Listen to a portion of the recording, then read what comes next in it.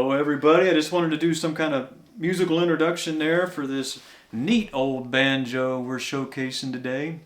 This is an all original, very rare, custom 1867 Henry Dobson banjo. Let's take a look.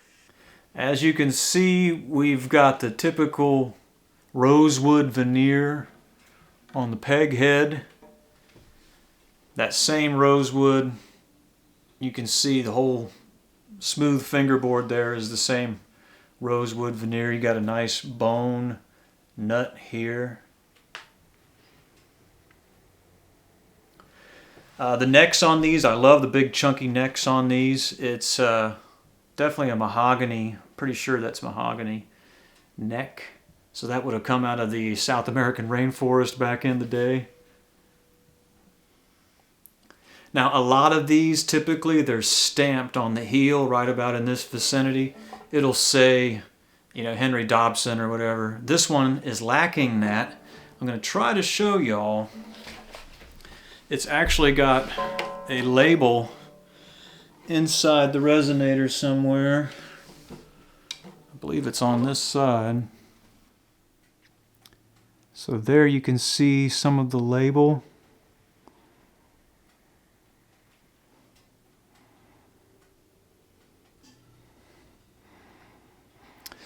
That was really hard to get that shot, but that label basically says this is Henry Dobson's 1867 patent, and then it's got all these detailed instructions for how to adjust the head and how to set the bridge and so forth. I'll put all that information in the description for the video, which will be below here. If you scroll down and open up that description box, I'll quote it exactly in there.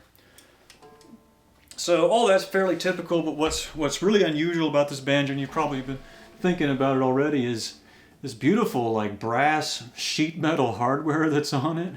That's really unusual. I've never seen this on any other Dobson banjo. There's a lot of 1867, and one of these other patent was 1873. There's actually a fair number of these around still. They were very popular back in the day. But I have never seen one like this. This must have been a one-off. My favorite thing about this banjo is this stuff. Look at that. It's just like, I was saying to my buddy, it's almost like something out of The Rocketeer or something. But this is way older. This is like, it's just so, look at that. I've never seen those kind of reinforcements on any banjo. So I've never seen a Dobson banjo like this. This has got to be a one-of-a-kind. And look at all the marquetry in the resonator.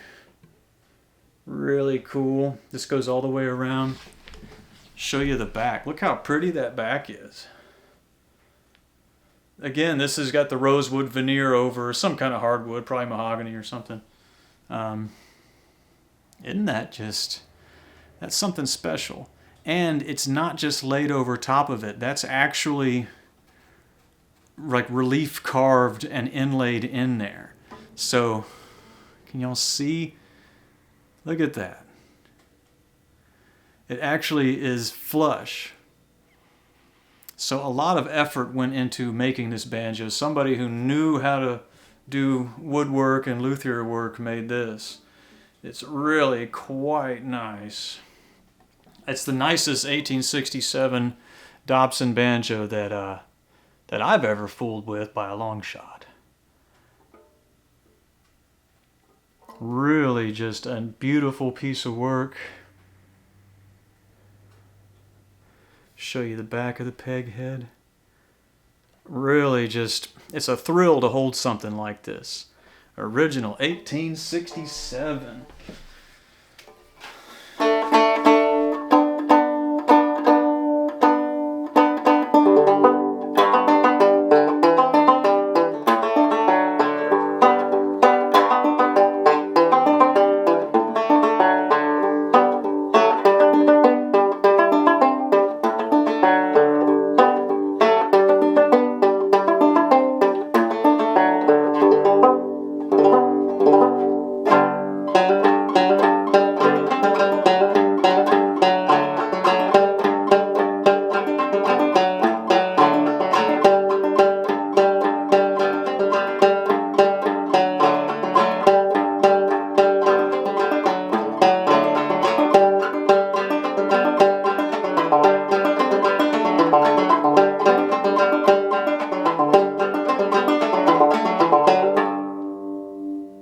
see, it plays really well.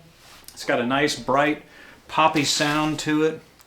Really nice. I want to take just a minute and I'll read you some quick quotes out of this book. This is a great old book. It's unfortunately it's out of print. It's very expensive, but this is America's Instrument, the Banjo in the 19th Century. This is by our very own Jim Bowman and a guy named Philip Gura, who I never met. I guess he lives over in England, but Jim Bowman I have met, and he's a great guy.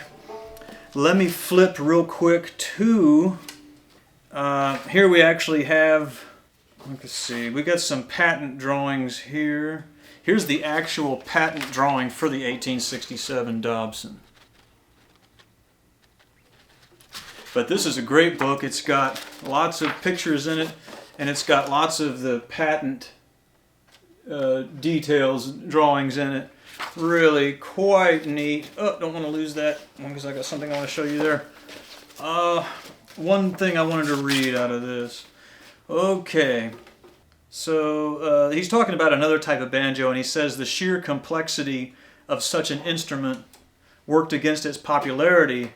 For simple open-backed banjos like those made by William Tilton and John Bogan, and the less idiosyncratic closed-back models of Henry Clay Dobson, that's what we got here, in fact dominated the market in the late 1860s and into the 1870s. So in the 1860s, late 1860s and through the 1870s, this was a very popular instrument. These 1867 Dobsons were, you see them a lot in pictures and stuff. They're all over the damn place.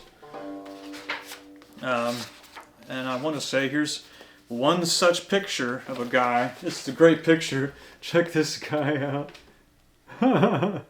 He is rocking it, but that's, I do believe that is an 1867 Dobson he's holding. I don't believe we have any kind of identification for this guy. New York, 1870. I want to show you just real quick. Here's sort of a more typical 1867 Dobson. You see them fairly, not frequently, but you see them.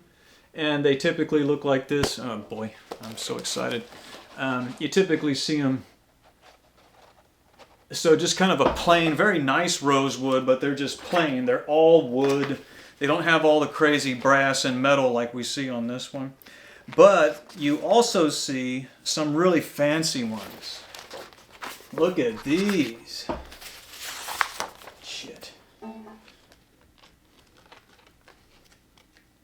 Some really fancy, ornate ones were made as well.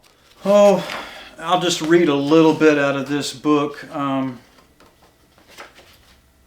Dobson's first design, the 1867, featured a top tension tightening system and an enclosed back. These models were usually made from handsomely figured rosewood. Dobson banjos from this period show a wide variety of rim designs.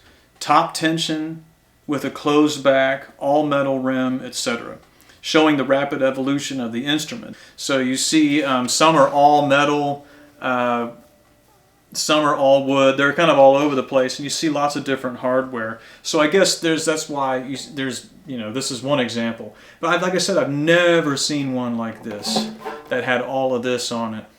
I've just never seen that. But I guess that's all I need to say. If I keep fiddling with that book, I'm going to drop the damn banjo.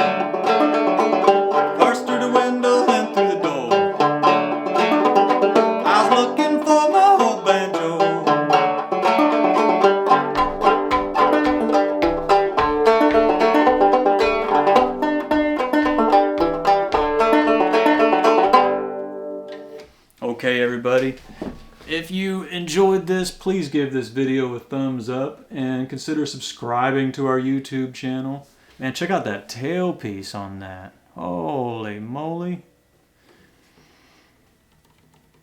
We really hope you'll share this video with somebody. If you want to learn, take a deep dive into learning how to play this old traditional music like I do, you can always visit us at banjoheritage.com.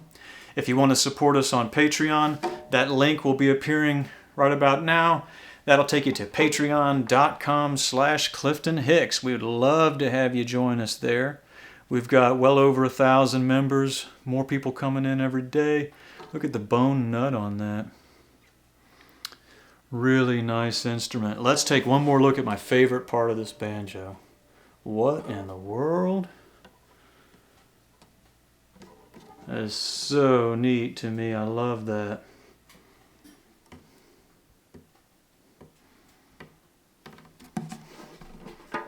Look at that. Wow. Okay, everybody, as always, thank you for looking.